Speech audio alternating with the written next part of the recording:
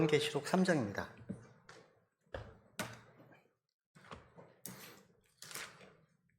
요한계시록 3장 1절 말씀만 같이 읽겠습니다. 요한계시록 3장 1절.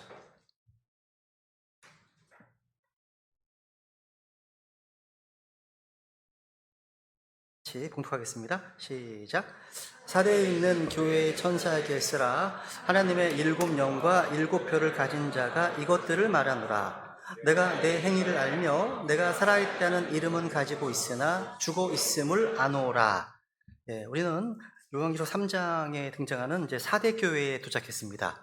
우리가 계시록 2장과 3장에 나오는 7교회를 공부할 때 기억해야 될 원칙이 하나 있는데요. 그것을 주님께서 각 지역교회 말씀하실 때 먼저 자신의 성품 중 특정 부분을 계시하신다는 점입니다.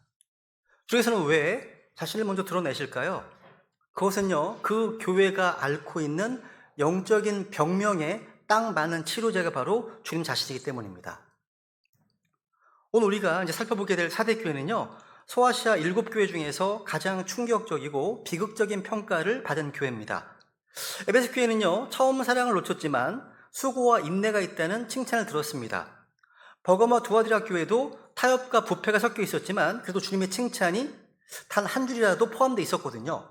그런데 4대 교회를 향해서는 주님께서 입을 열자마자 단도직입적으로 선언하십니다.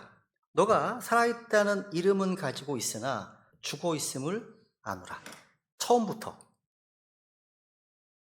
이 4대라는 이 지명에는 몇 가지 의미가 담겨 있습니다. 먼저 뜻 자체가 붉은 자들이라는 뜻이 있습니다.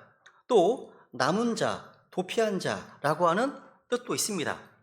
이게 이제 교회사 관점에서 보게 되면요, 어떤 분들은 이 4대 교회의 시기를 로마 카톨릭의 박해가 극심했던 AD 1000년부터 1500년 요 사이로 보는 분들도 계시고요. 거기에는 이제 붉은 자들이란 말이 이제 해석 그렇게 이해를 하는 거예요. 그러니까 이 기간에 이제 수많은 성도들이 로마 카톨릭에 의해서 살해당했고요. 여러 순교자들이 붉은 피를 이제 상징한다고 이제 말하고 있습니다. 이 당시에 스페인의 종교 재판소를 비롯해서 로마 교회가 이제 군대를 동원해서 그리스도인을 학살했거든요. 역사에 다 나와 있습니다. 위그노의 대학살이나 또 바돌로메의 어떤 축일날 대학살 등등. 이 거짓 교회, 음료 교회가 저지른 끔찍한 살인 사건이 있었거든요. 이 당시에. 그리고 이제 4대를 이 남은 자, 도피한 자, 이 의미로 받아들인다면 AD 1520년부터 1750년 이 사이에 교회사를 가리킨다고 보는 것이 더 정확합니다. 이는 이 두아디라 교회 시기에 이세벨과 같은 거짓 대언자가 통치하던 그 암흑기 속에서 그 박해를 피해서 살아남아 도피했던 남은 자들 시대를 의미하기 때문입니다. 이 4대라는 도시는요, 고대 세계에서 그야말로 전설적인 곳이었습니다. 이 도시는요, 해발 450m 높이의 아주 깎아지를 절벽에 세워진 천의 요새였습니다. 실제 배경에 나옵니다. 뒤에는요, 뒤에 산맥 보이시죠? 험준한 이 타물루스 산맥이 병풍처럼 버티고 있었습니다. 또 앞으로는요, 수직 절벽이기 때문에 그 누구도 침략할 수 없다고 자부하던 난공불락의 도시였습니다. 이곳이요. 뿐만 아니라 이 4대는요, 인류 역사상 처음으로요, 금화를 만들어 사용했을 만큼 엄청난 부를 누리던 금의 도시였습니다. 마이다스의 손, 이게 여기서 나온 거거든요. 전설이요. 그러니까 이 도시는요, 막대한 부와 완벽한 안전, 이것이 바로 4대를 상징하는 단어들이었습니다. 그런데 역설적이게도요, 그 넘치는 부유함과 든든한 안전함이 4대에게는 치명적인 비극이 되었습니다. 삶이요, 너무 안락했습니다. 박해도 없고요, 가난도 없었습니다. 여러분, 긴장이 사라진 평안함은요, 곧 타락으로 이어집니다. 이 4대 성읍 전체는 안락함이라고 하는 늪에 빠져서 점점 가라앉고 있었습니다. 실제 역사에 보시면요, 절대 무너지지 않을 것 같던 이 요새도요, 허망하게 2번이나 정복당했습니다. 적군이 철벽의 어떤 그 틈새를 타고 기어 올라올 때 파수꾼들이요, 설마 이 가파른 곳에 누가 기어 올라오겠어? 그냥 천하타평이었답니다. 막 졸고 있었다는 거예요. 잘했다는 겁니다. 가장 안전하다고 자만하던 바로 그 순간에 4대가 무너졌습니다. 이 역사에 나와요. 여러분, 오늘날 우리 교회들의 모습은 어떻습니까? 사대 교회 역시 겉보기에는요 아주 훌륭한 교회였을 겁니다. 핍박도 없었고 뭐 이단 문제도 없었습니다. 사람은 이 교회를 보면서 살아있는 교회, 그 지역사에 영향력 있는 교회라며 칭송했습니다. 그러니까 이 교회는요 이름, 살아있다는 이름을 가지고 있습니다. 네임, 이름. 그러니까 평판이 아주 좋았던 교회였습니다. 사람들의 평판만큼은 최고였던 교회였습니다. 하지만 주님의 진단은 세상의 평가와 완전히 달랐습니다. 세상 사람들은 그들의 화려한 활동을 보고 살아있다고 박수를 보냈지만 주님은 그들의 숨겨진 영적 실체를 보시고 Art dead, 너희는 죽었다 선언하셨습니다. 죽었다. 저의 개인적인 생각일지 모르겠지만 저는 시체보다요 더 비참한 것이 식물인 것 같습니다. 스스로는 숨조차 쉬지 못한 채 기계에 의존해서 생명만 연장하고 있는 모습 말입니다. 여러분, 죽은 것이나 다름없지만 죽지도 못한 그 상태가 얼마나 비극적입니까? 그럼 상상해 보세요. 살아있는데 생명의 증거를 전혀 나타나지 못하는 사람, 살아있다는 이름은 가지고 있는데 그 생명력을 상실한 교회의 모습. 1년이 지나고 2년이 지나도 그 교회를 통해서 구원받는 혼이 하나도 없습니다. 삶이 변화되는 간증도 없습니다. 하나님을 향한 뜨거운 감격도 사라졌습니다. 그저 습관처럼 모였다가 흩어지는 생명 없는 교회의 모습. 그런 교회는 말 그대로요 유명무실한 교회입니다. 이름만 거창할 뿐입니다. 근데 아무 열매도 없는 사대교회 모습이 바로 이와 같았습니다. 그래서 주님이 이런 교회를 향해서 네가 살아있다는 이름은 가지고 있으나 죽어 있음을 안다, 이렇게 단호히 말씀하십니다. 여러분, 이 사대교회는요 사람들 사이에서 이름이 있어요. 그러니까 평판이 있는 아주 좋은 교회였다는 거예요. 한마디로 오늘날 교계 신문에 이름이 날 만큼 명성이 자자했고요, 누구라도 저 교회는 살아있는 교회야 칭송했습니다. 아무도 그 교회를 향해서 죽은 교회라고 손가락질하지 않았습니다. 왜냐하면 겉으로 보니까요 예배도 화려했고 프로그램도 넘쳐났고요 성도들 간의 교제도 활발했기 때문입니다. 하지만 주님의 눈은 달랐습니다. 주님께서는 사람들의 평판이 아니라 영적 실상을 보신 거죠.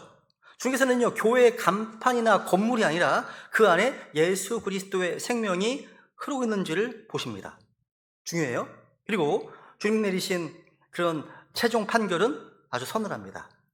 죽어있다 하시거든요.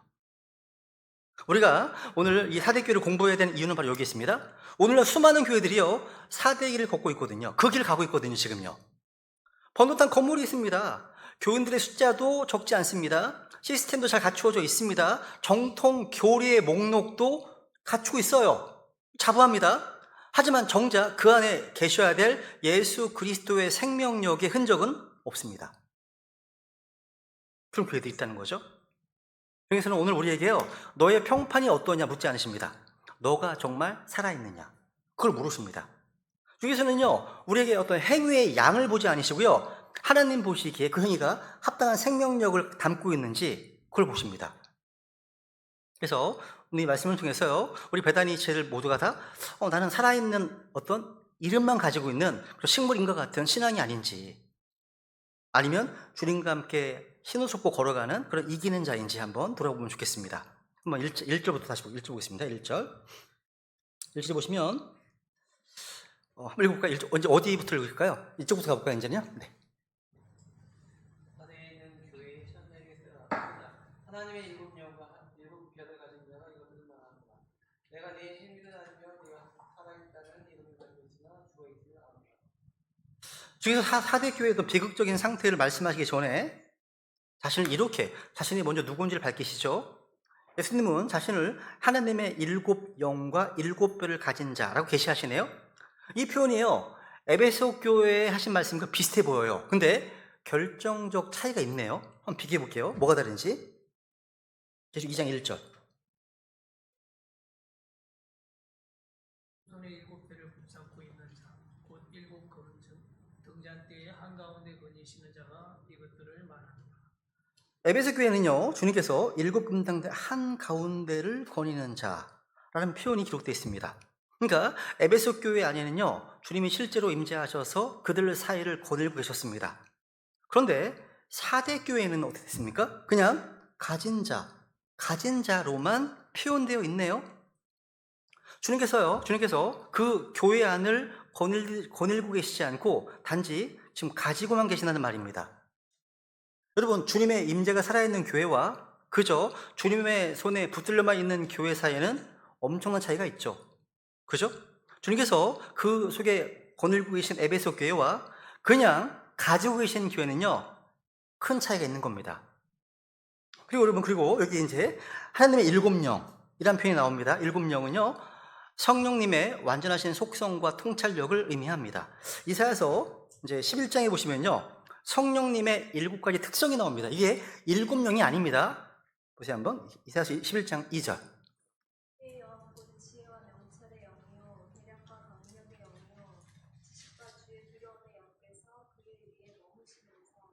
보통 이제 성경 신자들이 쓴 책에 보면 하나님의 7영에 대한 레퍼런스가 여기로 돼 있어요. 그래서 7영은 이거다. 주의 영 하나, 지혜의 영, 명철의 영, 계략의 영, 강력의 영, 지식의 영, 주의 두려움의 영 해서 7영이 이거다 라고 설명해 놓고 있습니다. 이건 근데 여러분, 이것은요, 성령님께서 7개라는 뜻이 아니라 성령님의 완전하신 속성과 사역을 보여주는 거예요. 여러분, 계시록 4장 5절에 보시면요, 하나님의 왕자 앞에 7 등불이 타고 있는데 이것들이 바로 하나님의 7영이라고 하십니다. 그죠? 한번 보세요 한번. 계시록 4장 5절.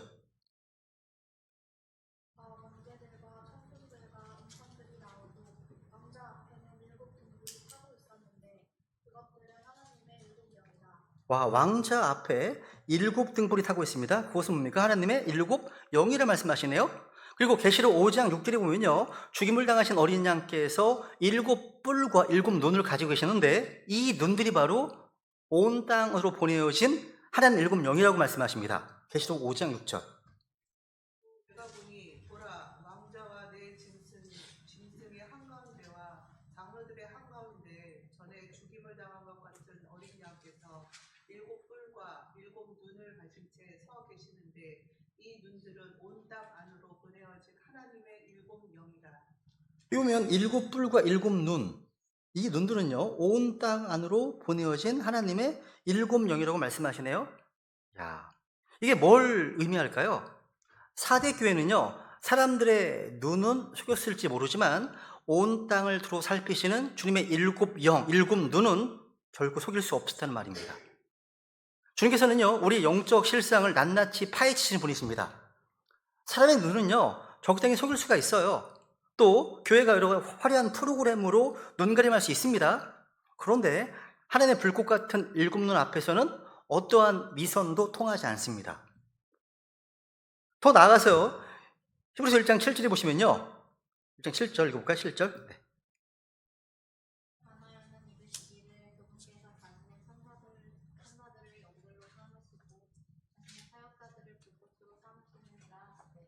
여기 보면 천사들을 영들로 또 불꽃으로 삼으신다고 말씀하시네요.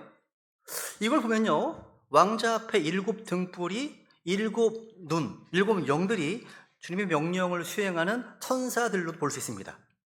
천사들은 불꽃이고 영돌 표현되어 있잖아요. 그죠?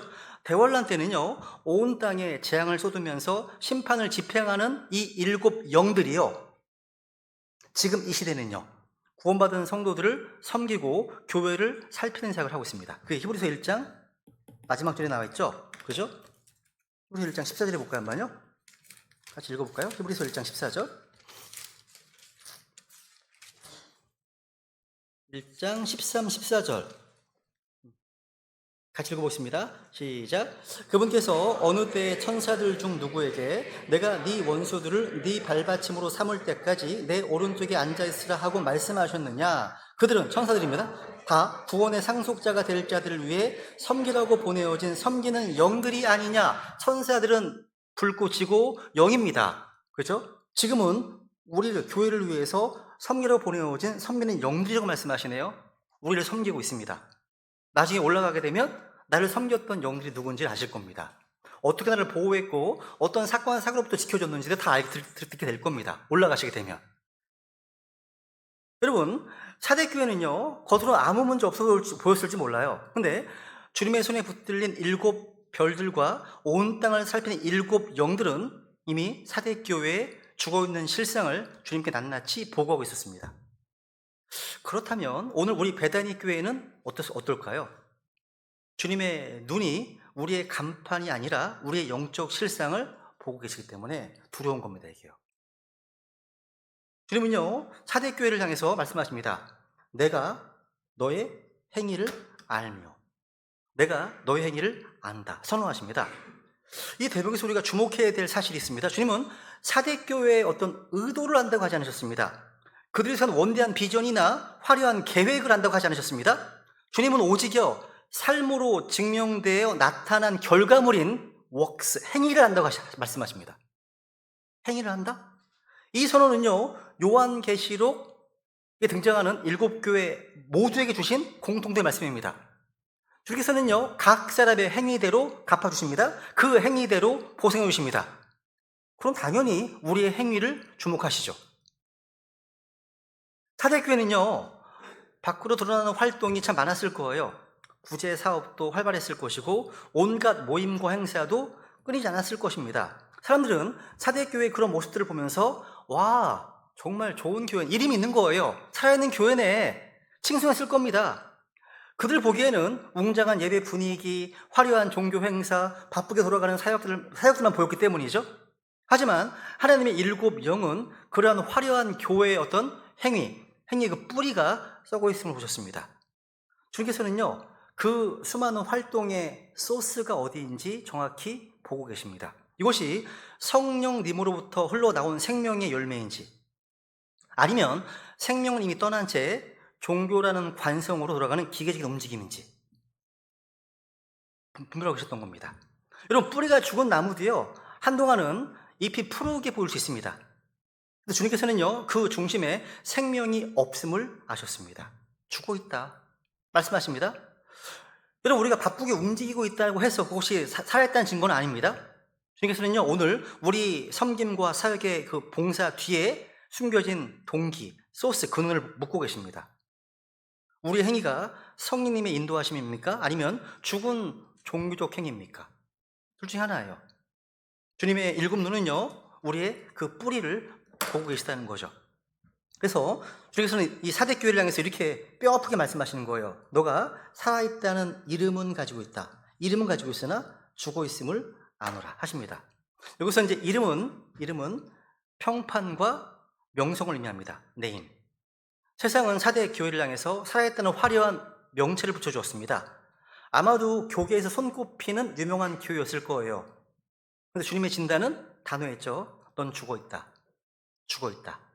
그러니까 이 교회는요, 죽은 정통이라는 껍데기만 가졌을 뿐 실상은 각종 이교도의 풍습과 철학과 사람의 법과 교회의 전통, 이런 것으로 가득한 시체와 같았다는 겁니다.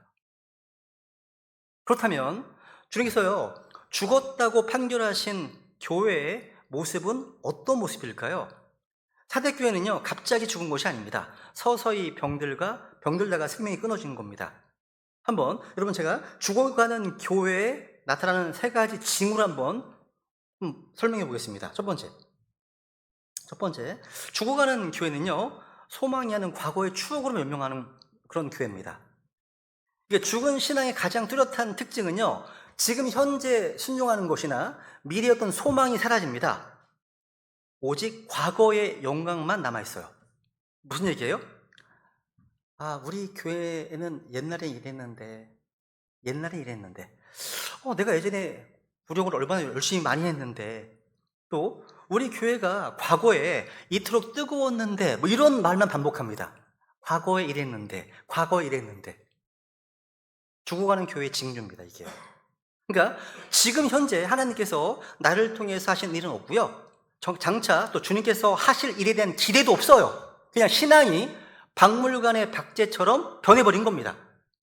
여러분, 하나님께서는요, 아브라함과 이삭과 야곱의 하나님이십니다. 이셨습니다가 아니에요.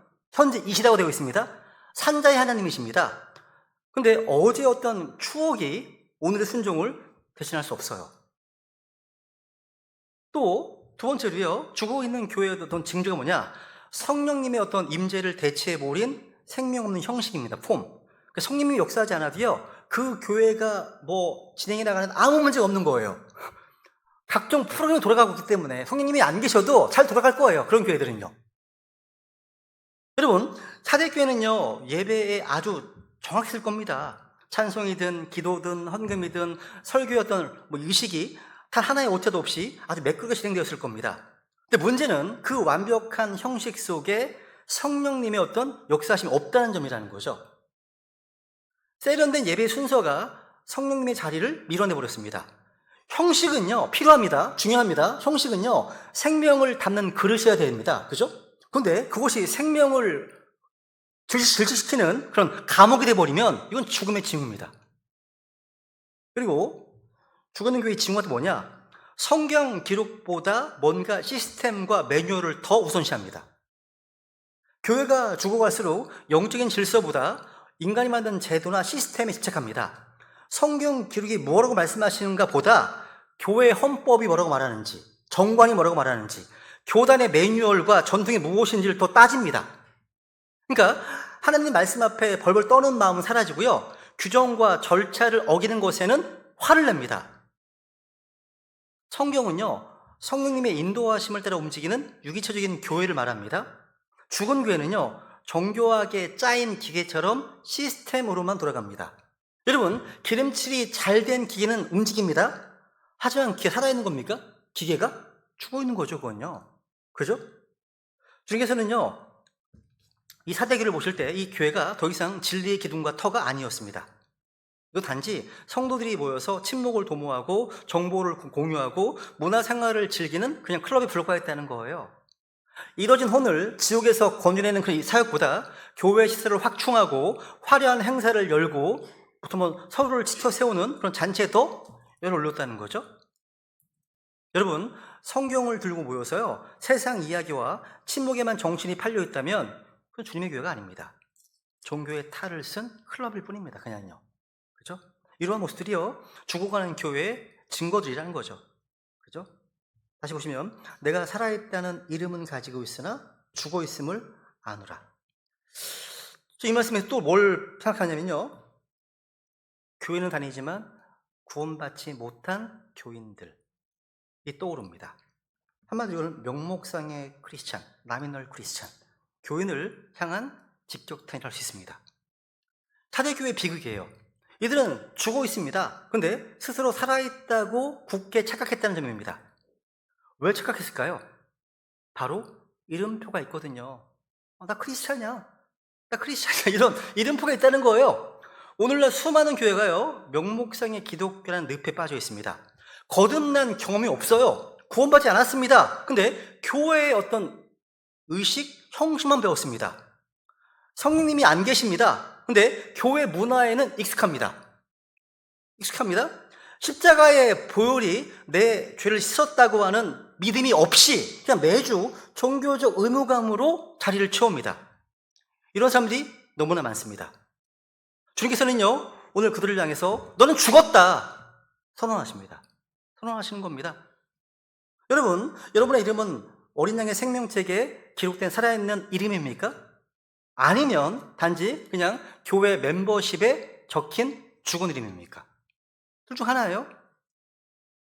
내가 살아있다는 이름은 가지고 있으나 죽어 있음을 아노라. 이 진단은요, 단순히 신앙이 침체된 상태를 넘어서요, 교회는 와요. 그런데 영적 생명은 없어요. 와, 거듭나지 못한 종교인들에 대한 엄중한 경고입니다. 생각보다 많이 있을 수가 있습니다, 이게요. 구원받지 못한 종교인들. 성경에서 죽음은 언제나 하나님과의 단절, 생명의 부재를 의미하죠. 오늘날 기독교계, 크리스천덤, 기독교계의 가장 무서운 비극은 뭡니까? 교회는 다니는데 구원받지 못한 사람들이 가득하다는 점입니다. 그들은 사대교회처럼 살아있다는 이름은 확실하게 가지고 있습니다. 매주 모여 예배 드립니다. 찬양을 합니다. 성경을 또 읽기도 합니다. 스스로 크리스찬이라는 이름은 가지고 있습니다.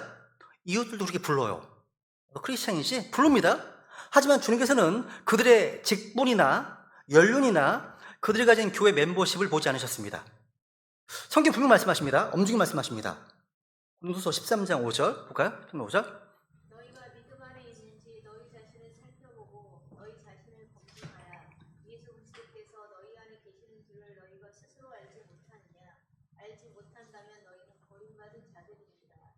와, 너희가 믿음 안에 너희 자신을 살펴보고 너희 자신을 검증하라 하시네요. 그러면서 예수 그리스도께서 너희 안에 계시는 줄을 너희가 스스로 알지 못하느냐? 알지 못한다면, 이게 영어로 이제 accept 알지 못한다면이라는 말, 이게 지식의 의무가 아니에요. 여기서 얘기하는 accept는요, 예수 그리스도께서 너희 안에 계시지 않는다면 너희는 버림받은 자들이라, 이런 말입니다. 그러니까 우리가 모르면 버림받은 자들이 아니라요, 예수 그리스도께서 우리 안에 계시지 않으면 버림받은 자들입니다. 여러분, 종교라는 이름이 구원을 보장해 주지 않습니다. 어떤 행위가 생명을 대신할 수 없습니다. 4대 교회에도 분명히요, 행위가 있었습니다. 여러분 안에 그리스도의 영이 없다면 아무리 훌륭한 독립침례 교회 다닌다 할지라도, 그 이름을 가졌다 하더라도요, 주님 보시기엔 죽은 자예요. 로마서 8장 9절을 볼까요? 로마서 8장 9절. 안에 하나님의 영께서 거하시면 너희가 육신 안에 있지 아니하고 성령 안에 있나니 이제 어떤 사람에게 그리스도의 영이 없으면 그는 그분의 사람이 아니니라. 아멘. 어떤 사람에게 그리스도의 영이 없으면 그는 그분의 사람이 아닙니다. 그리스도의 영이 없는 독립침례 교회 교인이다? 아무 의미 없습니다. 그리스도의 영이 없는데 침례받았습니까? 아무 의미 없습니다. 그리스도의 영이 없는데 뭔가 헌신을 합니까? 아무 의미 없는 거예요, 그건요. 종교 행위죠, 그건요. 종교 활동이죠. 그죠? 여러분, 그런 행위는 생명에서 나오는 열매가 아니죠, 당연히. 기계적으로, 그러니까 문화적으로, 기독교라는 문화에 익숙한 거죠, 그냥. 그죠? 종교 활동입니다. 주님께서 마태복음 7장에서 아주 충격적인 장면을 보여주시죠, 그죠? 많은 사람이 주님 앞에 서서 자랑스럽게 말할 겁니다, 이렇게. 7장 22절. 그날에 많은 사람들이 내게 이르기를 주여 주여 우리가 주의 이름으로 예언하지 아니하였나이까 주의 이름으로 마귀들을 내쫓지 아니하였나이까 주의 이름으로 많은 놀라운 일들을 행하지 아니하였나이까 하니. 와, 그날에 많은 사람들이에요. 성경에서 구원받은 사람들이 많으니까 물었습니다, 주님께. 제자들이, 그죠? 그때 주님 말씀하십니다. 적은 무리요, 두려워하지 말라. 구원받은 성도들은 성경에서 적은 무리라고 말씀합니다. 적은 무리? 생각보다 적을 수가 있어요. 근데 이게 약간 사람들마다 달라요. 성경 신자 중에서 럭먼 목사님을 좋아하는 그룹에서는 기독교계, 그러니까 일반 기독교계의 한 10% 정도를 잡는 것 같아요. 우리나라가 1000만 명이면 100만 명을 잡는 것 같아요. 근데 제임스 낙스 계열을 좋아하는 그런 성경 신자들은 1%를 잡습니다. 훨씬 적게 잡아요. 어쩌거나 그 중간만 잡아보죠. 5%. 그러면 1000만이면 50만 명이네, 우리 교회, 우리 나라에는. 그죠? 생각보다 적을 수 있다는 거예요. 생각보다 적을 수 있다는 거예요. 오히려 많은 사람들이 주님 앞에 섰을 때, 주여, 우리가 주의 이름으로 대언하지 아니하였나이까? 마귀를 쫓지 않았나이까? 많은 놀라운 일을 행하지 아니하였나이까? 여러분, 이들은요, 살아있다는 이름이 누구보다 확실한 사람들 아닙니까? 이름이요. 그런데 주님의 답변을 들어보세요. 답변. 보세요. 23절. 내가 너희를 결코 알지 못하였노라. 불법을 행하는 자들아, 너희는 내게서 떠나라 하리라. 와, 이게 만약에 신앙자 심판 때 이런 일을 듣는다면 절망입니다. 큰일 난 거예요, 이건요. 돌이킬 수가 없습니다. 최악의 상황인 거죠.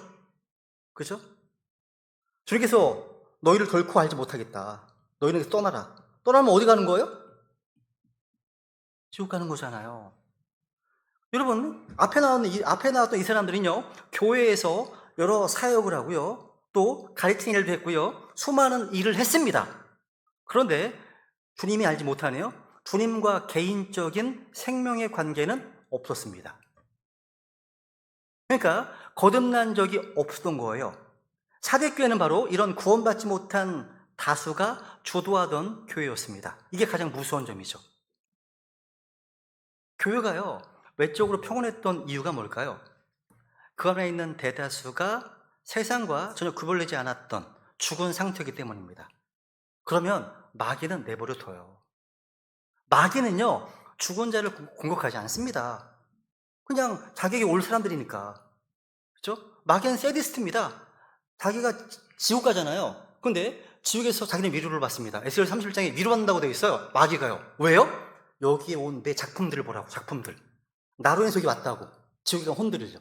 그걸 좋아합니다. 세디스트죠. 마귀는요. 마귀는요. 이런 교회는 핍박할 필요가 없어요. 아무 문제 없거든요. 다 죽었기 때문에. 오늘날에도요. 복음의 말씀에 가슴을 찢는 회개가 없습니다. 거듭남의 기쁨이 없어요. 그저 주일 되면 교회라고 하는 어떤 그런 사교장에 모여서 위안을 얻고 들어간다면 주님은 오늘 그들을 향해서 너는 실상은 dead, 죽은 자다 라고 선고를 내리시는 겁니다. 여러분 스스로 속이지 마세요. 속이지 마십시오. 나는 모태신앙이니까 살아있다? 아닙니다. 죽었을 수 있습니다. 죽을 수 있습니다. 나는 침례를 받았으니까 살아있다? 아닙니다. 죽어있을 수 있습니다. 나는 킹제임스 성경을 믿는 동침내 교회, 건전한 교회 다니고 있으니까 살아있다? 아닙니다. 그럼에도 불구하고 영적으로 죽어있을 수 있어요. 실제요, 동침내 교회에 다니던 성도들 중에 제가 지금까지 2사람을 봤어요. 교회 나온 지 10년 만에 목사님께 와가지고 목사님, 저 확실히 구원받았습니다. 10년 동안 구원받았다고 다 알고 있었던 사람 형제예요. 근데 10년 지나고 나서 이제야 구원받았대요. 이런 분을 두 명 만났어요. 2명. 이러면 정직하기라도 하죠. 몰라요. 진짜 몰라요. 어떤 분들이 그럴지 몰라. 막상 올라갔는데 안 보여. 가장 두려운 거죠. 그래서 제가 한번 언급했잖아요. 제가 천국에 갔을 때 놀라운 3가지가 있을 것이다. 존 뉴턴이 얘기했던 것 같네요. 천국에 갔을 때 놀라운 3가지가 있을 것이다. 첫 번째, 내가 여기 와 있다는 사실 때 놀라울 할 겁니다. 여기 내가 와 있네? 얼마나 놀랍습니까? 2번째, 내가 항상 교회에서 봤던 그 형제, 그 자매가 없네? 이것으로 해서 놀라울 것이다. 3번째, 내가 막상 예상했던 이 사람, 예상 아니죠? 내가 막상 천국에 올 것이라고 예상하지 못했던 사람이 여기 와 있어. 이 사람이 구원받은 사람이었네? 이런 거 있잖아요. 이런 3가지로 인해서 놀라울 거라는 거죠. 그러니까 항상 마음도 좀 긴장하고 계셔야 돼요. 내가 지금 교제하는 이 형제가 혹시 그냥 썩은 나무 토막 아니야? 생명 없는? 그럴 수 있어요. 교제가 안 돼, 교제가. 그러니까 누군가 교제를 하는데 뭔가 성령의 교통하심이 있어야 되잖아요. 그런데 뭔가 튕겨나와. 뭔가 영적인 반응이 없을 수가 있어요. 그러면 기도해 주세요. 그 영혼을 위해서. 구원받지 않을 수 있다는 거. 공개적으로 얘기하면 안 되고. 그래서 상처받으니까, 있을 수 있습니다. 근데 그런 분들의 특징이 뭐냐? 하나님 말씀에 별로 관심이 없어요. 아니, 거듭난 사람이라면 말씀에 귀를 기울이고 집중하거든요. 왜? 하나님께로 난 사람은 하나님 말씀들을 듣는다고 되어 있어요. 양은 목자 음성을 듣는다고 되어 있잖아요. 그런데 말씀에 관심이 없어. 제가 성경을 보서 내가 이거 깨달았다고 너무 감사하다고 막 얘기하면 별로 힘들어해. 이거 이상한 거예요, 이거는요. 이거 양이 아니든지 아니면 나무 토막이든지 둘 중 하나인 거죠. 그렇죠. 이거 두려운 겁니다. 그런 분들이 있으면 여러분 잘 돌봐주셔야 돼요. 기도해 주시고. 그죠? 여러분, 구원은요, 교회 출석이라는 이름으로 받는 것이 아닙니다. 예수 그리스도를 개인의 구조로 믿고 성령으로 말미암아 새로운 창조물로 태어나는 실제적인 사건입니다. 그게 구원이죠. 그죠? 다시잖아요. 그죠? 같이 한번 읽어볼게요. 마지막 구절인데. 시작. 예수님께서 그에게 응답하여 이르시되 진실로 진실로 내가 너에게 이르노니 사람이 다시 태어나지 아니하면 하나님의 왕국을 볼 수 없느니라 하십니다. 다시 태어나셨습니까? 거듭나셨습니까? 그래서 물어보는 겁니다. 그러니까 저희 교회 누가 처음 오시잖아요. 항상 밥 먹으면서 거듭나셨어요? 구원 받으셨어요? 그 상대방이 기분 나빠 하더라도 물어봐요. 지혜 있게 물어보죠. 너무 이제 기분 나빠 물어보는데 어제가 너무 기분 나빠하는 건 이상한 것 같아요. 개인적으로. 네. 같은 믿음의 영인지 확인하는 거 아니에요, 그죠? 그럼 저 먼저 얘기하거든요. 저는 언제 구원받았습니다. 예수님 얘기하거든요. 정말 중요한 거예요. 그죠? 그래서 우리 이 시간요, 4대 교회를 향한 이 무서운 진단이 남의 얘기가 아니라 바로 우리 이야기 될 수 있다는 거. 그래서 이름만 가진 종교인으로 죽으면 안 됩니다. 절대 안 됩니다. 복음을 믿음으로 생명을 가진 참된 성도로 변화되어야 됩니다. 예. 2절까지 안 되겠네요. 예. 여기까지 해야겠네요. 기도하고 마치겠습니다.